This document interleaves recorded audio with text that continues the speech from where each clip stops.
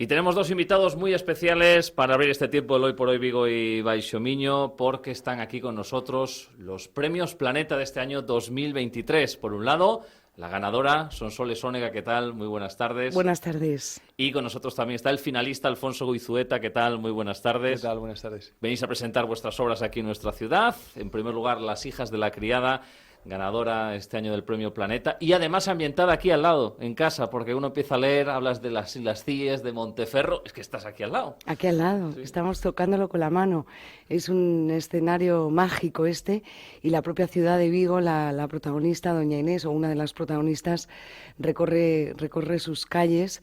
Ha sido, la verdad, que emocionante sumergirme en la historia de esta ciudad, pasearla con los personajes, que es pasearla tú un poco también, y un placer haber estado 3 años navegando en estas aguas, aunque sean literarias. ¿Por qué elegiste esta zona?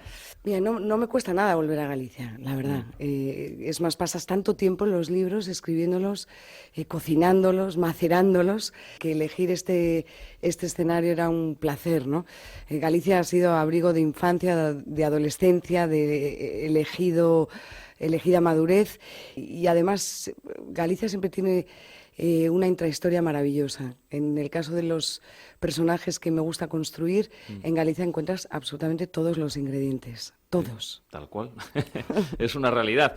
Y nos hablas de una historia que creo que nació precisamente, como periodista Sonsoles, de algo que habías escuchado y sí. Te dio la idea para hacer esta novela de Las hijas de la criada. Un intercambio de niñas en una cuna, en este caso en un hospital en pleno siglo XXI. La conté como periodista, disparó mi imaginación, supuse que ahí había una historia que ellas, las de verdad, las riojanas, no quisieron contar, así que la historia murió en un titular, pero nació una novela. Y a partir de ahí ese fue el punto de partida del que hago partícipe además al lector desde el principio del texto, de la historia, y a partir de ahí recorro con esas niñas intercambiadas cuyos destinos se ven truncados por una venganza.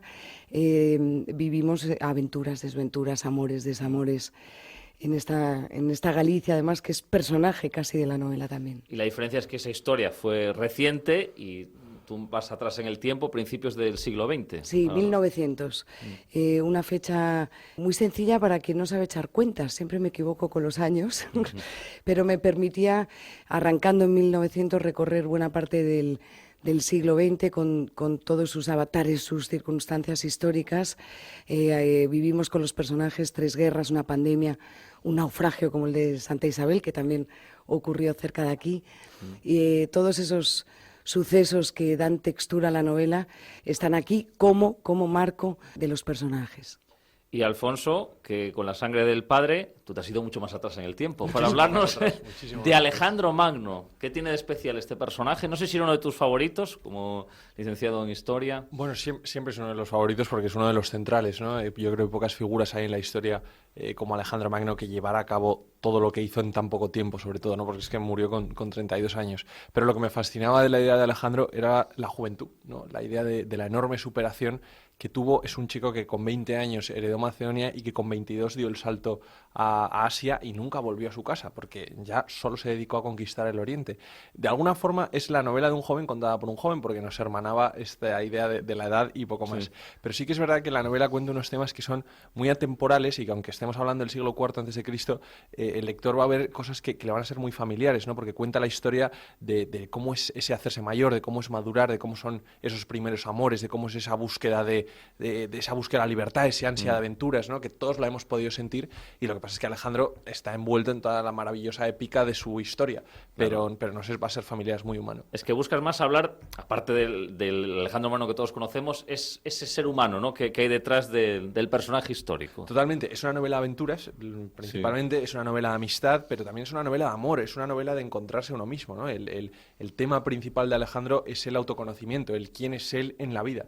Y ver si al final lo consigue, ¿no? Cómo van evolucionando sus relaciones personales, cómo va evolucionando su estar en la vida. y su madre, Olimpia, que es un personaje también muy importante y que siempre se ha hablado mucho de esa relación, ¿no?, entre Alejandro y su madre. No, totalmente, ¿eh? Yo digo que las novelas del Planeta este año dialogan la una con la otra, porque sí, tanto efectivamente. en la novela de Sonsoles como en la mía, en la de Sonsoles más, hay unos personajes femeninos con muchísima fuerza y muchísima fuerza grávida. Yo creo que son los personajes con más fuerza grávida de toda la novela y Olimpia es una de ellas, ¿no? Esta relación un poco edípica, tóxica que hay entre Alejandro y su madre no deja de ser una extensión del propio problema político que había en Macedonia, que es que el padre de Alejandro se había casado más veces, había más herederos por allí y nada garantizaba que Alejandro fuera a ser el heredero, ¿no? Entonces la forma que tenía Olimpia de asegurarse su vida y la de su hijo era trazando una alianza muy estrecha entre los dos.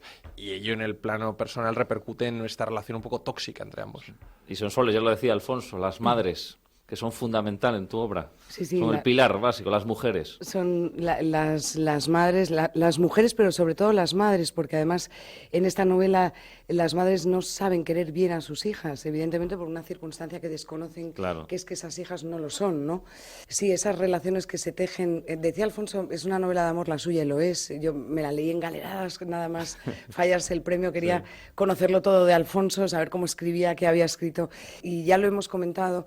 Las relaciones humanas son al final las que están en el fondo de estas dos novelas, ¿no? El amor, tantas veces vilipendiado a veces, pero que se forja a través de relaciones que no solamente son madre e hijo, son entre hermanas, son entre amigos, son, en el caso de Alfonso, entre sus generales incluso, ¿no?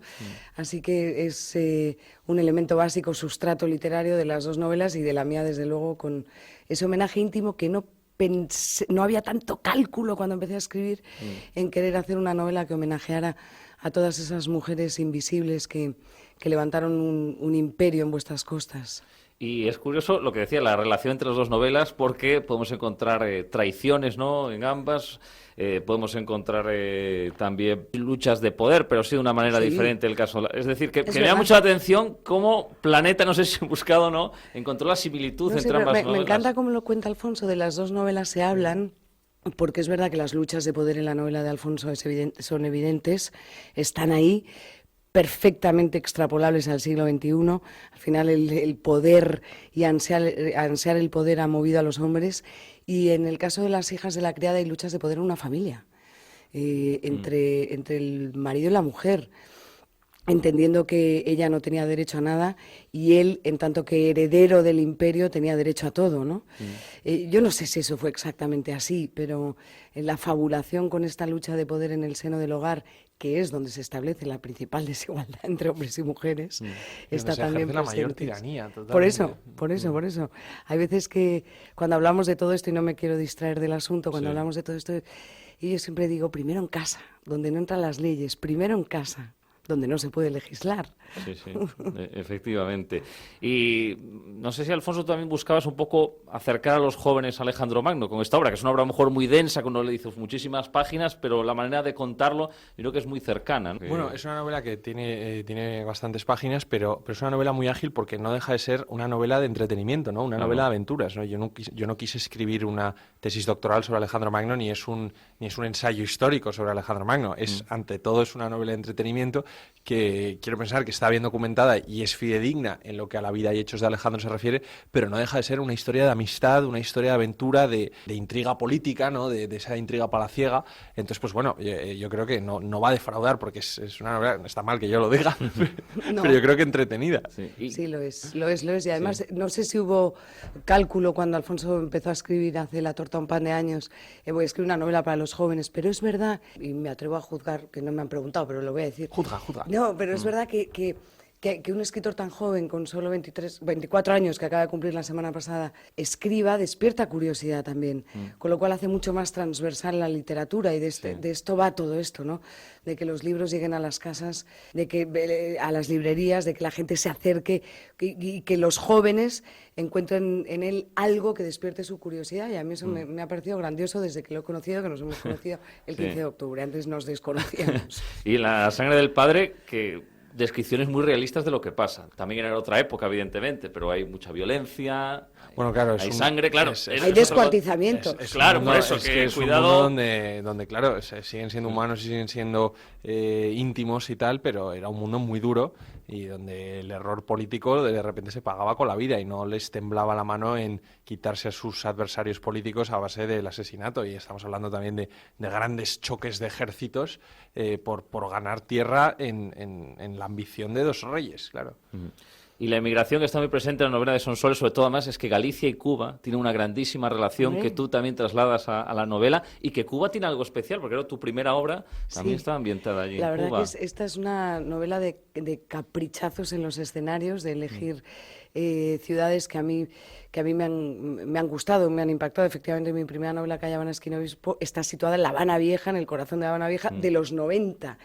En este caso, los personajes vuelven a los 90 del siglo XIX, ¿no? Sí. Del siglo en el que la emigración gallega fue una constante, ¿no? La familia Valdés emigra a Cuba, hace mucho dinero en Cuba, pero vuelven a Galicia.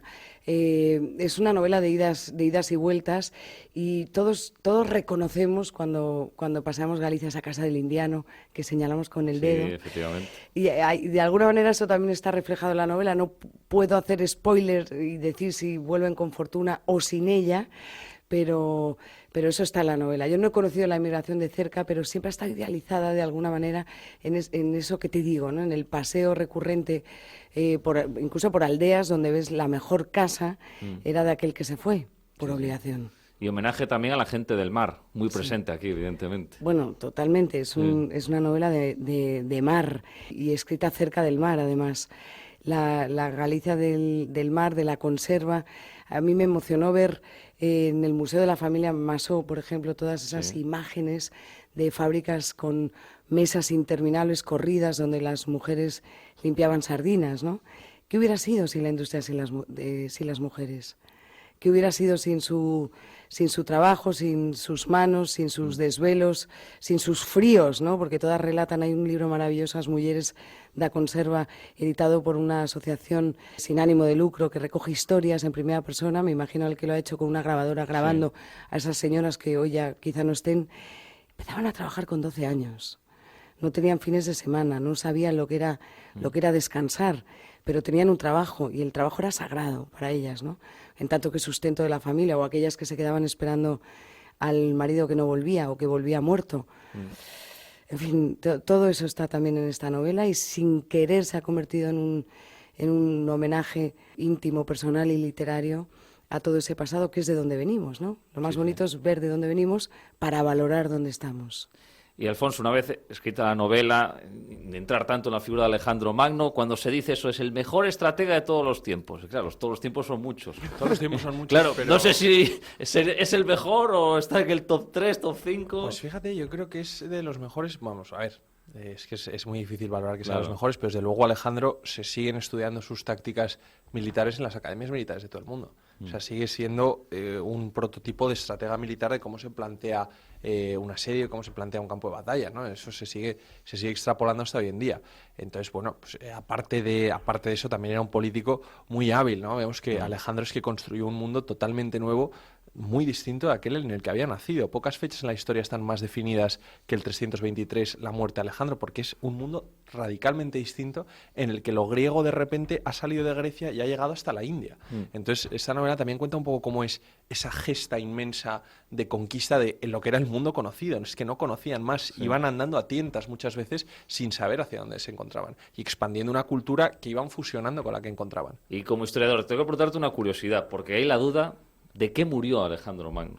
Es que te lo puedo Qué contestar buena. como historiador o como novelista, porque es una de las tramas de la novela. Vale. Ver cómo acaba Alejandro, ¿no? Entonces, ¿qué podemos contar y qué no? Que podemos contar y que no. O sea, hay muchas teorías de cómo muere Alejandro. Claro, por eso. Algunas de muerte natural, otras de una muerte no tan natural, porque cuando Alejandro muere a los 32 estaba a punto de embarcarse de nuevo en otra gran expedición que quería conquistar Arabia y la parte más al sur de Egipto, y a mucha gente eso no le sentó bien. Después de venir de la India, tener que ir a Arabia, Claro.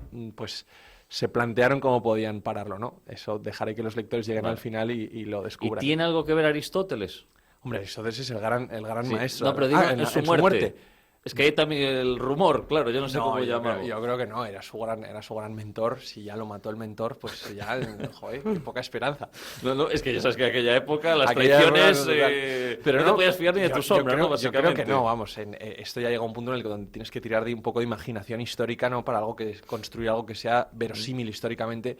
Hombre, yo a Aristóteles lo imagino como el maestro que acudió a Macedonia, se encontró con este chico de 13 años, lo educó, lo formó como persona. Me cuesta mucho pensar que lo hubiera matado.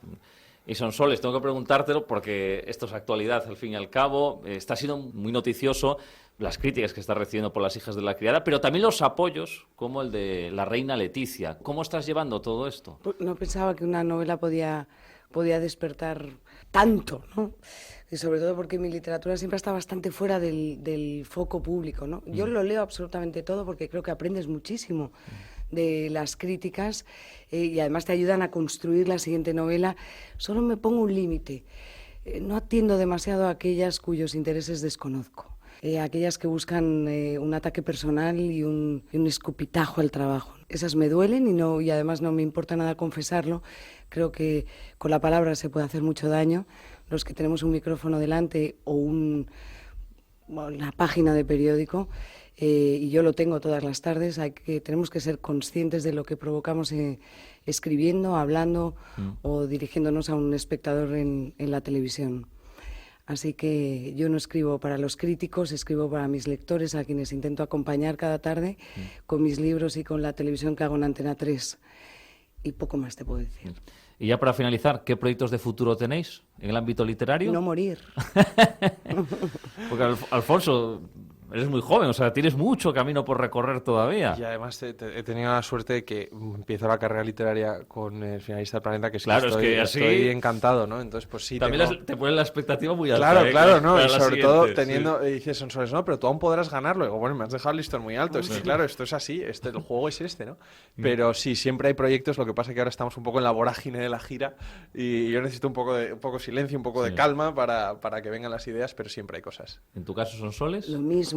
Este verano ya empecé a trazar algunas líneas de lo que vendrá después, pero con toda la calma y pidiendo silencio, como acaba de decir Alfonso. Pues ya sabéis que a las 6:30 de esta tarde vais a estar los dos en la Casa del Libro firmando ejemplares de Las hijas de la criada, de La sangre del padre. Por si alguien los quiere conocer de cerca, tiene ahí la oportunidad. Y agradeceros muchísimo que os hayáis acercado aquí hasta los estudios de Radio Vigo y que ha sido un placer para mí charlar con los premios Planeta de este año, que es mi primera vez que lo hago. Así que pues encantado de hacerlo. ha sido un placer hablar contigo, de verdad. Muchísima suerte. Gracias.